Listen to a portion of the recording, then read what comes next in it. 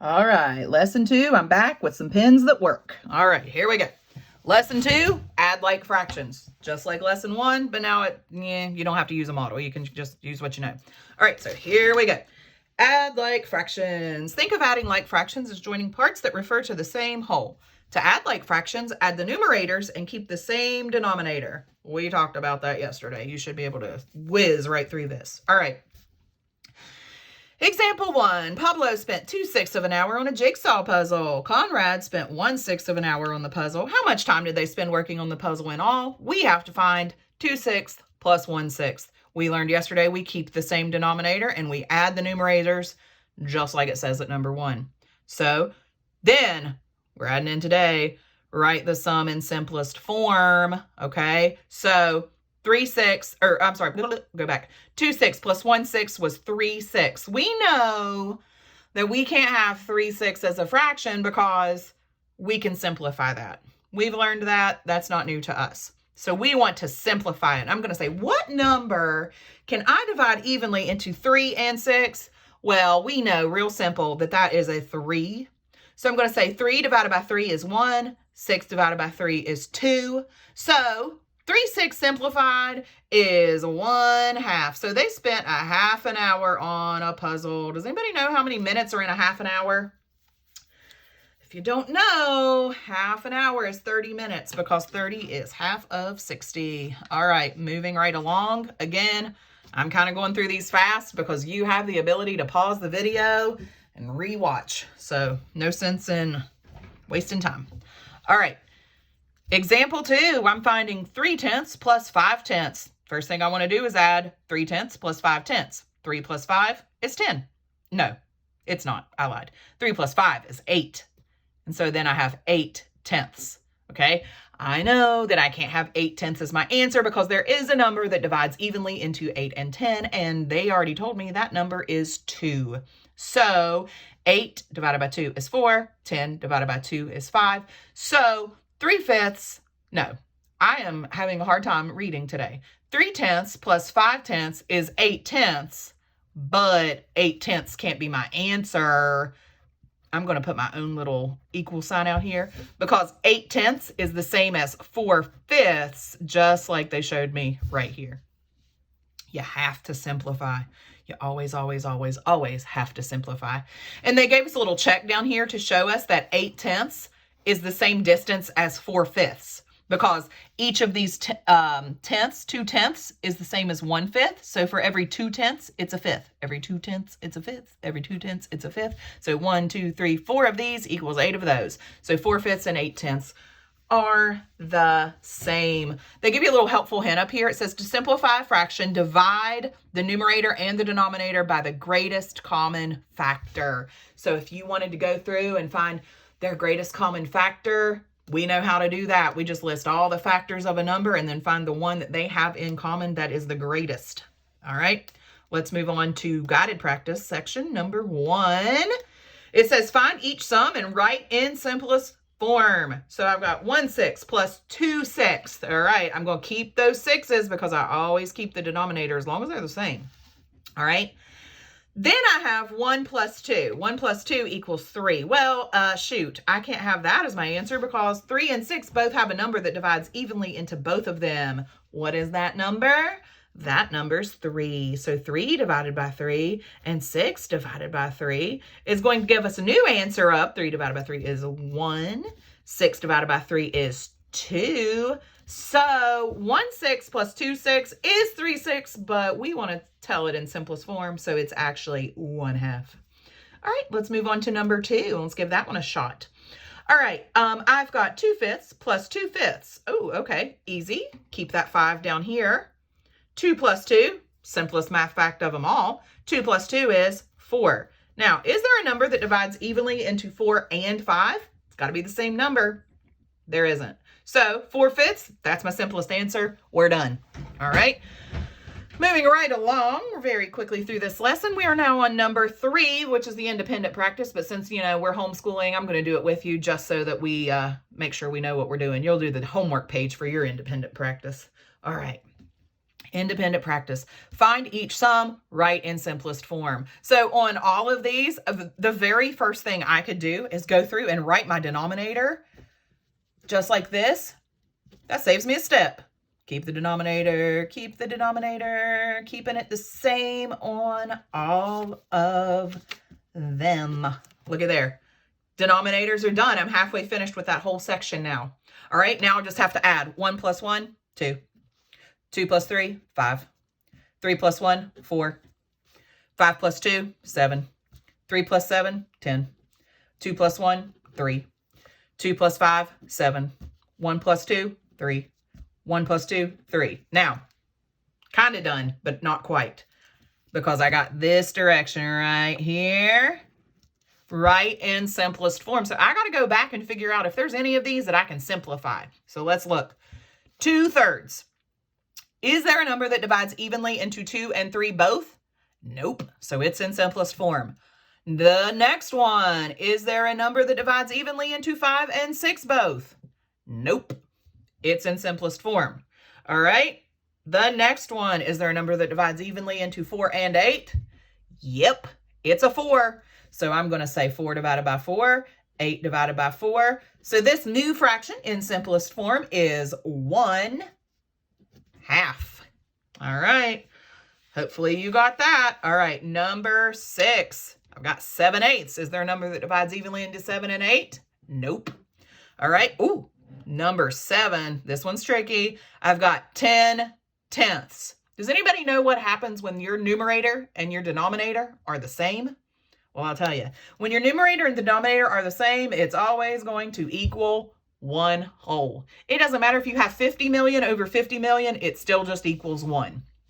All right, moving along to number 8, I've got 3/5. Is there a number that goes into 3 and 5? Nope, it's simplified.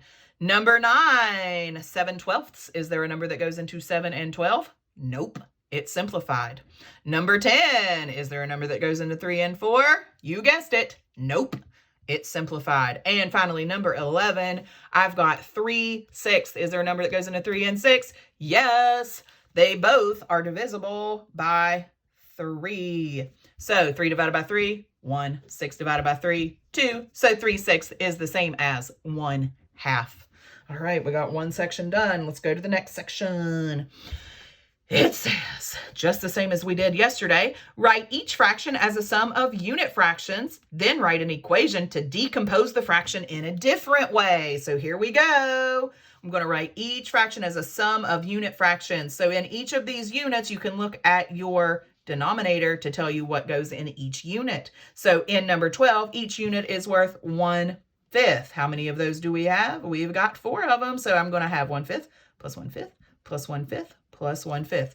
Then I have to break it down in a different way. Well, let's see. We could do like 2/5 plus 2/5. That works. Can you think of a different way? If you can, write that on your paper. All right. Number 13, I've got 3/4. So I'm going to look at my denominator. That's going to tell me what each of my unit fractions are. They're fourths. So I need how many of those? 1/4 plus 1/4 plus 1/4. I need 3 of them. All right, another way to write 3/4 is going to be 2/4 plus 1/4. And if I was getting fancy, I could say 2/4, that's the same as 1/2. I could say 1/2 plus 1/4 would equal 3/4. But that's kind of getting ahead of ourselves. This is for the high achievers right here. All right, 3/8. I'm going to look at my denominators, and it's going to tell me that I need each of my unit fractions to be worth 8s. So how many of those do I need? 1/8 plus 1/8 plus 1/8, and that gives me 3/8. Another way to write 3/8 would be to say 2/8 plus 1/8 equals 3/8. And if we're getting fancy for our high achievers, I could say 2/8 is the same as 1/4. So I could say 1/4 plus 1/8. But again, that's getting ahead of ourselves. That's just a little extra knowledge for you. All right. If you have any questions about anything on this page, pause the video, back the video up, watch it again, do it again, whatever. It's the beauty of the video. All right. Moving along to the back of the page. We're almost done, guys. All right. Number 15. Marcella ate 4/10 of a box of crackers last week. Then she ate 2/10 of the box of crackers this week. What fraction of the box of crackers did Marcella eat altogether? Look at this word, altogether. That tells me I'm going to add. Ooh, don't forget this part, write in simplest form. Okay, so I'm going to say 4/10 plus 2/10. Dun, dun, dun, dun. Keep my denominator the same, add my numerator, so I've got 6/10. All right, gotta write 6/10 in simplest form. Thinking of a number that divides evenly into 6 and 10, what could that number be? It's a 2. All right, so I'm gonna say divided by 2 equals 6 divided by 2, 3. 10 divided by 2, 5. So the final answer on that question is 3/5. But I always love for you to show your work, so I hope that you wrote all of that down. It'll help you in the long run. All right, number 16. Here we go.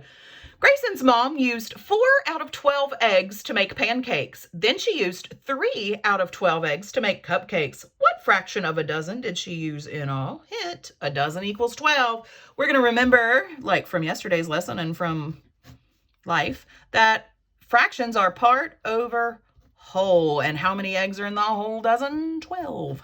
So Grayson's mom used 4 eggs for the pancakes. Then she used 3 out of the 12 for the cupcakes. And if we add that up, 4 plus 3 is 7. And then I have 12. I should write that in simplest form, but guess what? It already is. There's no number that divides evenly into 7 and 12. So final answer, 7/12 on this one, guys. All right. Moving along, we've got 3 more questions for the day. All right. Bryce has to complete 100 minutes of writing every 10 days. He writes for 10 minutes each day.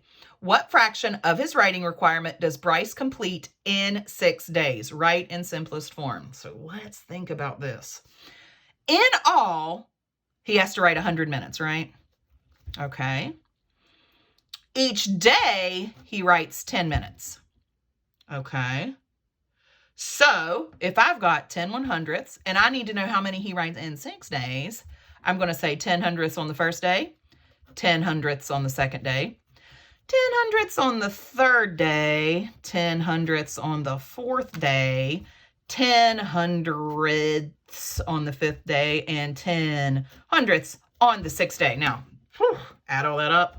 I get 60 100ths. Now, come on. 60 100ths, that is not even close to being in simplest form. One way I can get closer to simplest form is crossing out the zeros that I have right there. Those cancel out. So then I have 6/10. But is 6/10 in simplest form? No. So what number divides evenly into 6 and 10? Well, if I can refer up to the top of this page, I already did this. So what number divides evenly into both of those? 2. So 6 divided by 2, 10 divided by 2. So I'm going to have 3/5. Ta-da! Answer, please. There you go. 3/5. Hopefully I did that right. I think I did. All right. Number 18, write 2 fractions whose sum is greater than 1. So let's talk about this. If a fraction's sum is greater than 1, it's going to end up as an improper fraction, which we learned in the last chapter. And if you recall, an improper fraction's numerator is larger than its denominator. So let's think about this a little bit. Let's say I had 6/10 plus 5/10. Now, if I add my numerators, I'm going to get 11. And then if I keep my denominator, I'm going to have 10.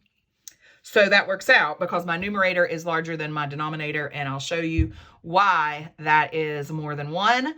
And it is more than 1 because 10 will go into 11 one whole time.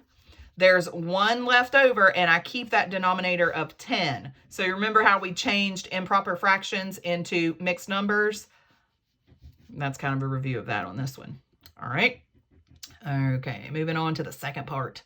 If the denominators are the same, how can you know if the sum of the 2 fractions will be greater than 1? Oh, whoops, I got ahead of myself. I already told you that. You know it's going to be greater than 1 when the numerator is greater. Numerator is greater than the denominator. So if the numerator is greater than the denominator, you have a fraction that is greater than 1. Number 19, write and solve a real world problem that involves the sum of two like fractions. Guys, that's up to you. Make up your own problem, just like any of these up here, and have your mom or dad or aunt or uncle or brother or sister or somebody solve it for you. All right, so if you need more practice, you're going to do the homework page here. Have mom or dad check it for you, and then you're going to log into MyMath and do the self-check for lesson 2. Remember, you can only do this on Tuesday because the lessons will not let you see them ahead of time. So do the self-check on Tuesday. All right. Thank you. Goodbye. See you tomorrow. Bye.